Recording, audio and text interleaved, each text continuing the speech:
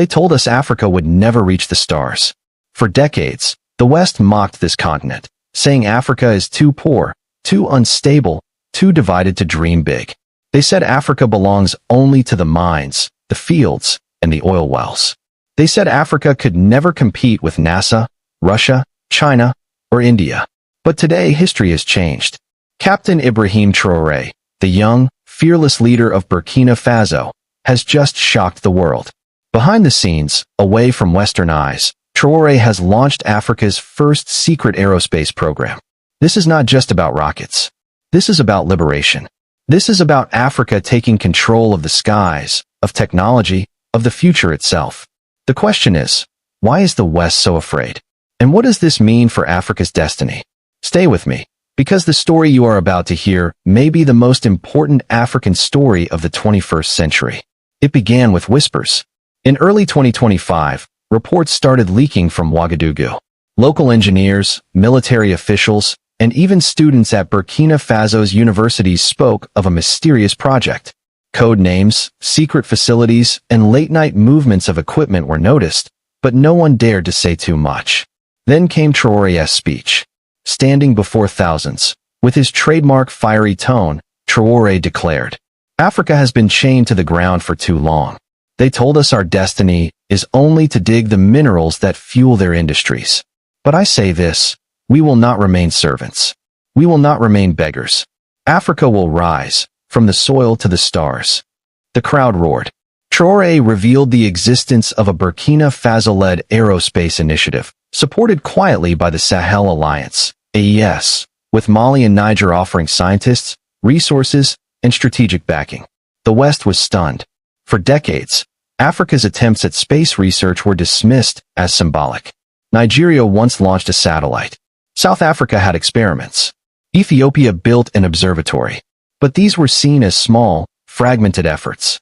Now, under Traoré, Africa was talking not about following, but about competing. The message was clear. Africa will no longer only supply uranium, cobalt, and rare earths. Africa will also control the future built on them. Why would a landlocked country like Burkina Faso care about space? The answer is simple. Space is power. Satellites equals sovereignty. Whoever controls satellites controls communication, internet, banking, and even military intelligence. For too long, Africa has depended on Western satellites, giving outsiders power to monitor, manipulate, and even cut off Africa's lifelines. Resources beyond Earth. The space race is not just about prestige. It's about mining asteroids, exploring rare minerals, and developing advanced energy sources. If Africa stays out, it will forever remain dependent. Military defense. Modern warfare is fought not only on land, but in space. Drones, missile defense, surveillance, all depend on aerospace technology. Without it, Africa is vulnerable. National pride and identity. Space programs inspire nations. Look at how the moon landing shaped America's image, or how India's Mars mission gave its people a sense of pride. For Africa, reaching space means telling the world, we are not backward. We are leaders of the future. Traoré understands this deeply. By investing in space, he is saying, Burkina Faso may be small, but it carries the dreams of 1 billion Africans.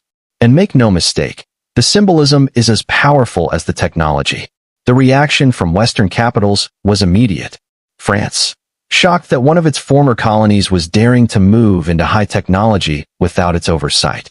Remember, Burkina Faso already expelled French troops. Now they're telling France, we don't even need your satellites.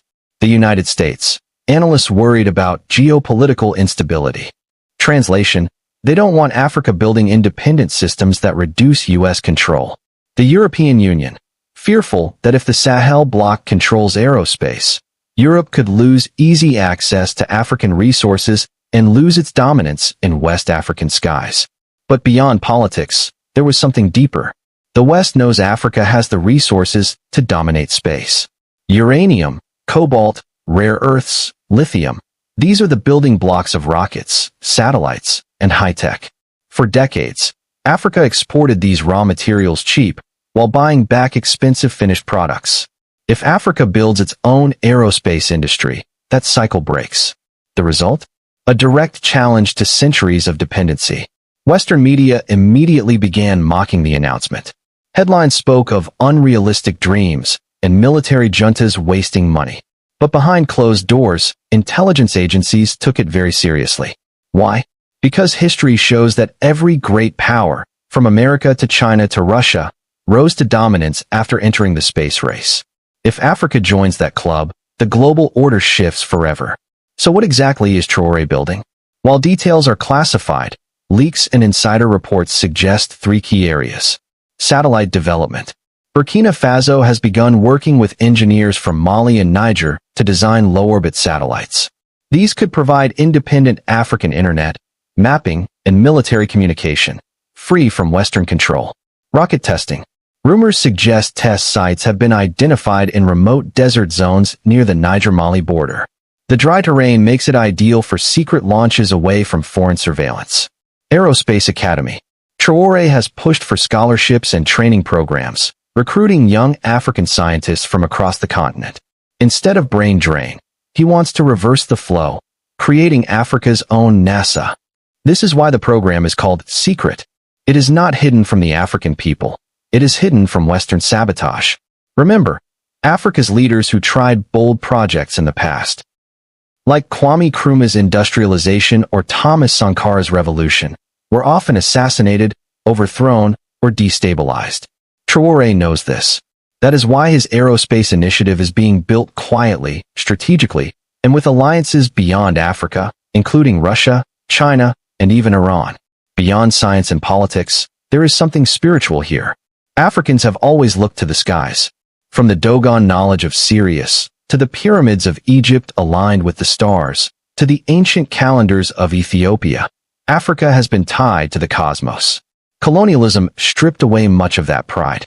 But now, by re-entering the race to the stars, Africa is reclaiming its cosmic heritage.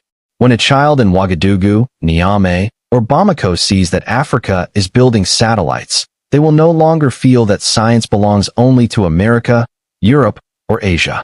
They will know, we too belong among the stars. This is why Traore's move is so powerful. It is not just about rockets. It is about psychology. It is about giving Africans a vision bigger than poverty and struggle. If successful, this program could change Africa forever. Economic power. Africa could stop paying billions to rent foreign satellites. Instead, it could profit by offering services to its neighbors. Military independence. No more foreign spying controlling Africa's skies. Independent surveillance means independent defense. Pan-African unity. A united aerospace project could inspire more African nations to join forces, creating a Pan-African NASA. Global influence. Once Africa is in space, no one can dismiss it as undeveloped. It becomes part of the world's future, not its past. When Captain Ibrahim Traoré announced Africa's first secret aerospace program, many laughed. But remember, they laughed when Sankara planted trees in the desert. They laughed when Nkrumah spoke of a United States of Africa. They laughed when Mandela said apartheid would fall. And yet, history proved them wrong. Today, a new chapter is opening. A small country, long dismissed by the world, has dared to dream beyond the atmosphere. This is more than Burkina Faso. This is more than the Sahel. This is Africa standing up to say, we are not beggars. We are not slaves. We are builders, dreamers, pioneers. The West is panicking because they know what this means. Africa is no longer content with digging in the dirt. Africa is aiming for the stars. And if Africa can reach the stars, then nothing, not even centuries of exploitation, can hold it back. So remember this day. Remember this announcement. Because years from now, when African satellites circle the Earth and African rockets soar into the skies, people will look back and say, it began here. It began with Traore. It began with the dream of a borderless, united, and unstoppable Africa. Africa is rising, and now, Africa is reaching for the stars.